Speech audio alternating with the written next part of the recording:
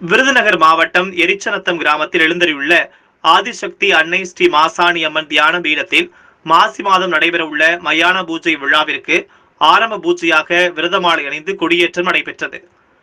மயான பூஜையானது மாசி மாதம் அமாவாசை அன்று இரவு 12 மணியளவில் மயான பூஜை சீரும் சிறப்புமாக நடைபெறவுள்ளது. மாசி மயான பூஜையானது மாசாணி அம்மனுக்கு 16 அடியில் பக்தர்கள் கையால் மண்ணால் உருவம் அமைத்து பக்தர்கள் சூழ சீரும் சிறப்புமாக நடைபெறும். இந்த பூஜையில் விரத மாலை அணிந்து விரதமிருந்து கலந்து கொள்ளும் பக்தர்களுக்கு வேண்டிய வரம் கிடைப்பதாக பக்தர்கள் தெரிவிக்கின்றனர்.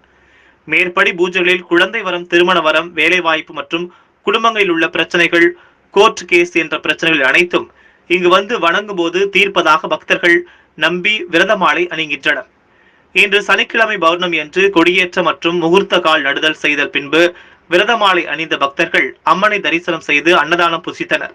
விழா ஏற்பாடுகளை தியான பீட நிர்வாகிகளான இளஞ்செழியன், இளங்கோ, ரெங்கராஜா ஆகியோர் ஏற்பாடு செய்திருந்தனர்.